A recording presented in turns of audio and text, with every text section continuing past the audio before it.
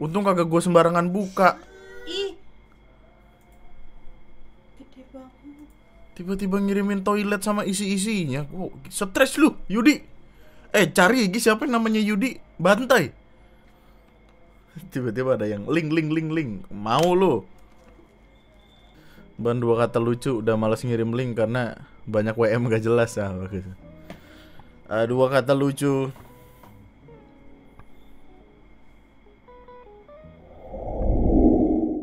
What's his name? I got nothing on a name. Come on, baby, what's the name? We threw out his name!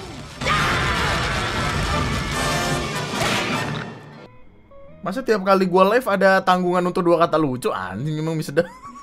Nyiapin dulu. Tim masuk gue suruh nyiapin nih. Rengginang berenang. Yang apa? So. Yang apa?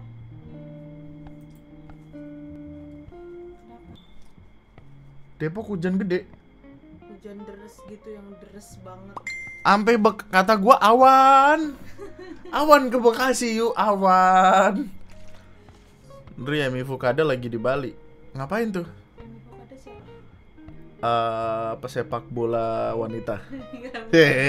Gak percaya lu, pesepak bola wanita asal Jepang. Cari coba. Gak percaya. Pesepak- Dia pensiunan pemain bola, tapi juga Jaf katanya. sebelumnya jadi suster. Banyak sih dia ininya kerjaannya. Jadi suster, jadi guru, jadi dokter. iPad extra 4DX. Ya. Itulah kenapa kalau lagi apa-apain tuh jangan main HP mulu. Dia pakai celana nggak dia? Enggak, maksudnya kalau nggak pakai celana kan jadinya lengket. Kalau pakai celana kotor gitu loh. Kenapa sih? Jadi aku ini sebelum masuk SMKN Pasar Baru 1, aku udah masuk ke sebuah grup yang isinya nge-share info-info soal PBDB, penerimaan peserta didik Bapak. Lucu kan? Yang akhirnya nanti calon yang gak keterima akan keluar dari grup dan grup dijadikan grup angkatan baru.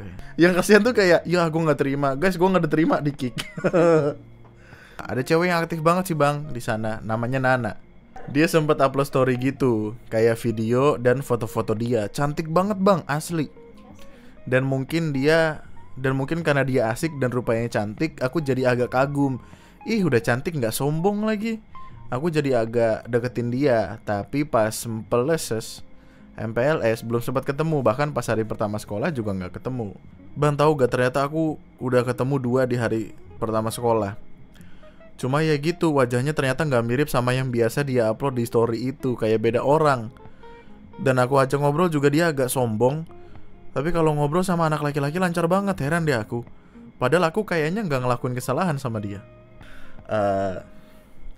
Untuk laki-laki, sebagai saran dari seorang kawan yang dulunya sempat melakukan kesalahan, ketika kamu menemukan seseorang, terus ternyata aslinya beda sekali seperti yang dia share di Instagram atau ya, cukup iya aja men. Percayalah hidup kamu akan lebih tenang. Saya pernah bersekolah di salah satu sekolah swasta di daerah Bekasi. Saya memiliki adik kelas. Karena saya nggak tahu, mungkin karena terlalu bader atau gimana, ada beberapa orang yang kenal saya, terus nge-follow Instagram saya. Terus saya cek fotonya. Terus tiba-tiba ketika saya sedang jajan di kantin SMA, dia memanggil. Pokoknya dia manggil apa gitu. Terus gue kayak, saya kebingungan untuk mengenali dia siapa. Terus dia tetap tidak mau ngomong dia siapa. Terus ada temennya kayak, dia ini kah yang IG-nya ini? Oh iya. Dan kesalahan saya minta maaf sekali kepada siapapun waktu itu. Kesalahan saya adalah saya bilang, kok beda ya gitu. Dan saya menanggung beban yang cukup berat selama saya sekolah di sana. Saya minta maaf. Itu refleks karena kayak nggak ada niatan apa-apa gitu loh di kepala, kayak cuma kok beda ya sama yang di IG gitu. Terus gue kayak yang, maaf, saya minta maaf dan tolong jangan ditiru kesalahan saya. Tolong jangan diproses hukum, terima kasih. Untung foto yang pertama aku kirim ke kamu foto KTP ya? Iya, jadi kayak ekspektasinya nggak ada.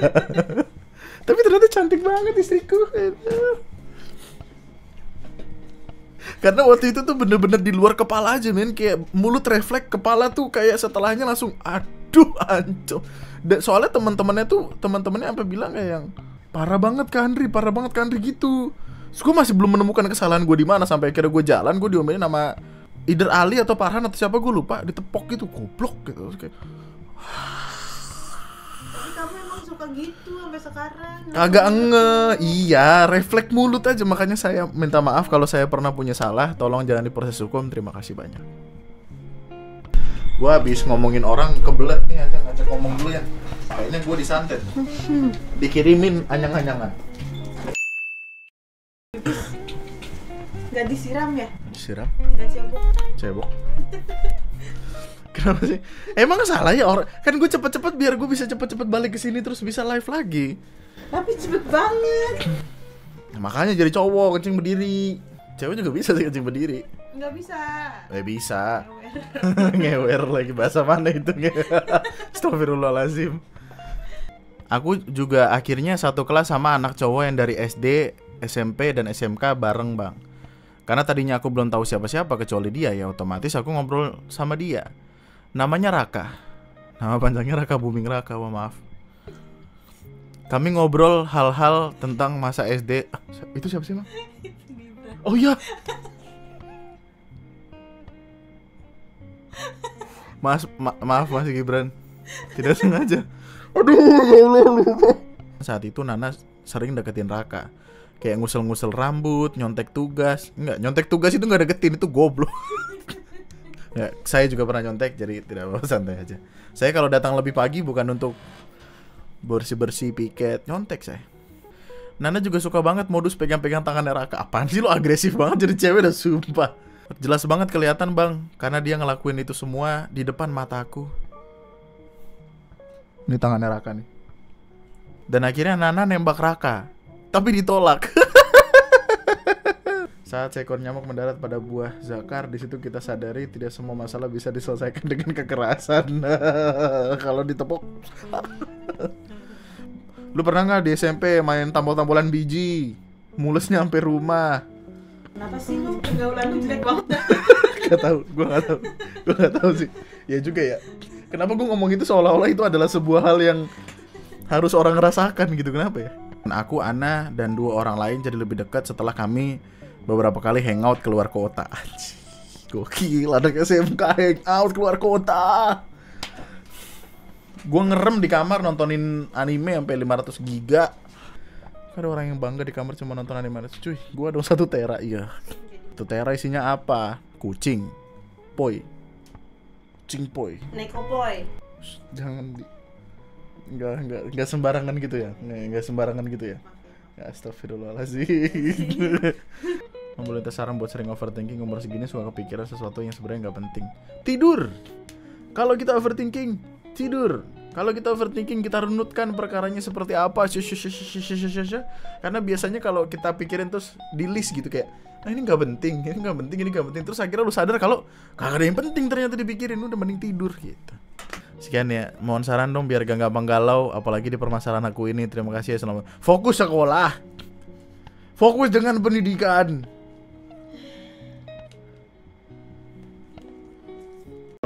Bang Eka, umur 3 tahun bisa belajar alfabetikal. Ini karena dulu suka bendera-bendera di atlas dan struktur kementerian. Manusia mana orang 3 tahun ngapalin kementerian? Hah?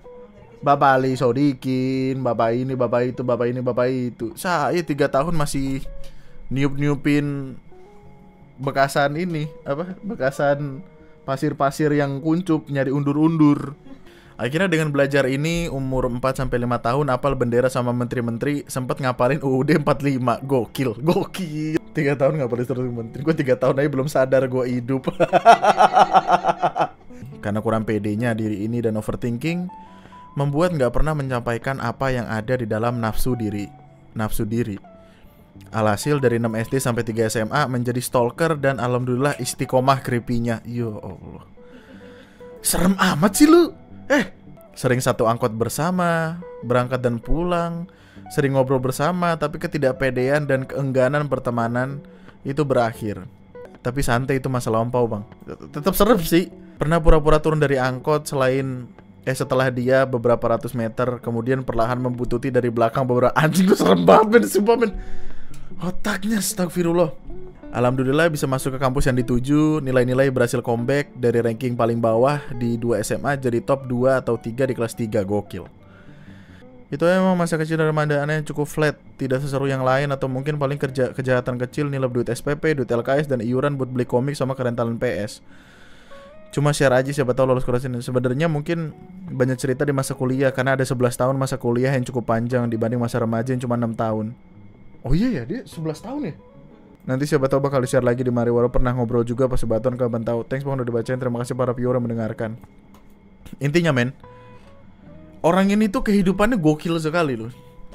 Tapi dimulainya dengan brengsek. Bilang kayak, wah, beli LKS, disuruh beli LKS padahal udah punya. Atau dia dapat beasiswa tapi tetap minta duit bulanan. Email wibu. Nah, tapi ini bener terjadi, men. Dan untuk orang bertumbuh menjadi sehebat ini menyenangkan sekali. Kuliah apa 11 tahun? 11 tahun tuh berarti ngitungnya gimana ya? Oh, 11 tahun tuh karena dia bilang gini kan, apa? S1 4 tahun, S2 2 tahun, S3 2 tahun juga apa kalau nggak salah. Apa enggak, S2-nya kayaknya 3 tahun. Pokoknya S2 atau S3 tuh ada yang 3 tahun. Terus selanjutnya dia jadi dosen. Itu email dari siapa, Bang? Bukan. Bukan. Kenapa orang pada nebak ya? Sal, thank you, Sal. Sal baru saja mengirimkan dukungan Gitu. 100.000. Yuki. Asli bang, kesel banget bang, sumpah dah. Udah aku teriakin dari balkon rumah. Gak tahu budet beneran atau dari emang siapa baru pura-pura saja gak mengirimkan dukungan Wajah 50.000. sedih. Wah parah tuh orang. Satu-satu, Parah. Bang, santai, Orang chill. kayak gitu. Apalagi tuh orang ketemu yang nyaman malah beda server. Sekarang beda dimensi. Masih jadi bujana. Saya punya kawan. Ada yang mau dijodohin gak? Gue masih belum berhasil menjodohkan dia dengan orang. Oh, ini ada Sal dan Pak dosen.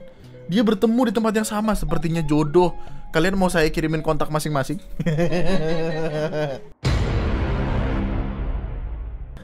Ban cari cowok yang mau nafkain aku. Lu cowok, Eja. Otak. Tapi saya mau.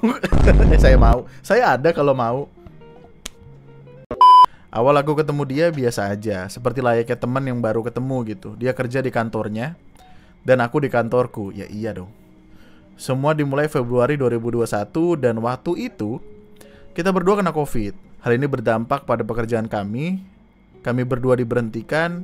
Namun alhamdulillahnya aku segera mendapat pekerjaan baru. Jadi kasir pet shop. Aku ambil tawaran itu karena daripada gak ada kerjaan sama sekali. Sedangkan dia baru mendapat pekerjaan di Mei 2021. Selama dia gak ada kerjaan, aku bantu dia makan sebisaku. Untuk kos kita masih bisa bayar patungan karena dia masih ada tabungan dan dia mengisi waktu menjadi driver ojol. Lepas Mei 2021 aku baru tahu sifat aslinya.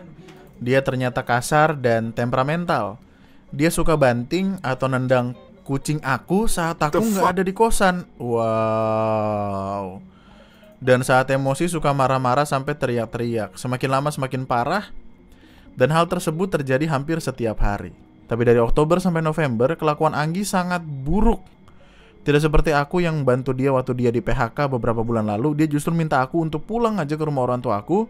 Atau aku terima aja pekerjaan menjadi tukang cuci yang punya fasilitas mes. Intinya, walau aku masih bisa tanggung jawab atas diriku, dia tidak mau tinggal kos bareng. Dan karena aku udah tidak punya pekerjaan. Asu. Kejadian terus berlanjut seperti itu, namun intensitas marahnya menjadi lebih buruk. Dia sering memaki aku menjadi pembawa sial, anak SMA nggak berguna. Dia S1 BTW. Kenapa bilang anak SMA nggak berguna? Dan bahkan saat kita kena COVID Februari lalu, dia menyalahkan aku juga. Katanya aku yang awalnya menurunkan ke dia. Anggi. Kucingku yang sering menjadi objek kekerasannya pun akhirnya kabur. Kemudian kebersihan kosan yang seharusnya menjadi tanggung jawab kami berdua justru menjadi tanggung jawabku. Angki asu. Jika dia pulang kerja ada sedikit debu misal di pojok dinding atau luput aku sapu, atau aku kurang bersih sikat kamar mandi, dia langsung bentak-bentak, marah-marah kurang lebih dengan kata-kata, ngapain aja dari tadi? Lah, bos lu bos. Ngapain aja dari tadi? Ini masih kotor, lu nggak sapu ya? Dasar pemalas lah. Hal ini berlaku juga jika saat dia pulang makanan belum tersedia. Misal aku belum beli lauk, belum memasak nasi atau nasi belum mateng. Dia juga pernah menuduh aku membersihkan kamar mandi pakai sikat gigi dia. Nuduh aku sengaja ngerusak laptop dia, speaker dia, bahkan helm. Karena terlalu sering ribut dan aku malas untuk ribut sama dia, akhirnya walau bukan aku yang merusak, aku tetap menggantinya lah. Gak usah, orang ini biarin mati busuk aja. Selain itu, suatu hari dia kehilangan kacamata dia. Dengan santainya bilang aku sengaja buang kacamata dia dan dia kembali minta ganti. Begitupun misalkan di saat dia pergi ke kantor dan ban motornya bocor, dia menyalahkan aku, katanya aku sengaja nusuk ban motornya. Apaan sih Agi, otak rusak. Saat ibunya meninggal dan ayahnya kena sakit jantung pun, dia menyalahkan aku, katanya sejak tinggal bersamaku orang tuanya jadi sakit. Apa ini? Begitupun waktu dia kena tipes dan harus dirawat di rumah sakit. Itu juga jadi salahku karena itu pertama kalinya dia dirawat di rumah sakit sejak tinggal denganku. Intinya segala permasalahan dalam hidup dia bersumber dari aku karena menurut dia poin utama masalahnya aku pembawa sial. Ya Allah, Anggi. Lu masuk neraka paling bawah lu, Nggi. Karena dia sering terlambat masuk kantor, entah apa alasannya, dia pun di PHK lagi. Karena iba, aku coba bantu dia buatkan CV baru, buat surat lamaran, masukin lamaran ke perusahaan yang membutuhkan, sampai mengganti dia interview menggunakan bahasa Inggris karena dia nggak bisa bahasa Inggris. Itu pun masih dibilang aku cabut men, lu nggak ada kepentingan apa-apa di situ, ngapain sih? Pernah satu saat aku kesel sekali. Aku bilang kalau lu ngerasa gua segitunya bawa sial, ya udah lu pindah kosan aja. Tapi jawabannya, oh jadi lu ngusir gua? Giran gua udah nggak ada kerjaan lu ngusir gua? Lu harus tanggung jawab lah, kan pas sama lu gua jadi kayak gini. Apaan sih mulutnya? Aku sering curhat ke ayahku masalah ini, namun entah mengapa ayahku selalu bilang sabarin aja. Jadi sepertinya tidak ada yang backup aku sama sekali. Beberapa temen bilang aku harus pindah, namun aku tidak berani. Apalagi kondisi sekarang dia di PHK. Jadi setiap hari di kosan. Kata sabarin aja yang aku bilang pun sudah aku ikuti sampai detik ini. Entah sampai cabut aja men. Lu saudara bukan, keluarga bukan, biarin aja sih. Pindah aja udah, jangan terlalu apaan sih. Terima kasih pendengar semua. Aku nggak tahu akan masuk. Terima kasih. Semoga buat aku lebih tenang, semangat untuk selalu membuat konten. Men, udah cabut men. Cabut, tinggal aja, nggak usah pamit. Tiba-tiba lu hilang gitu aja juga dia nggak akan peduli kayaknya. Tanpa dia lu bisa hidup dengan tenang, aman, lancar, terkendali loh. Dia biarin aja busuk sendiri ntar di situ. Nggak tahu cerita ini berapa kagak, tapi tinggal pindah aja, nggak usah mempersulit diri. Betul. Ini semoga Mbak Lia bisa membuat keputusan dengan bulat.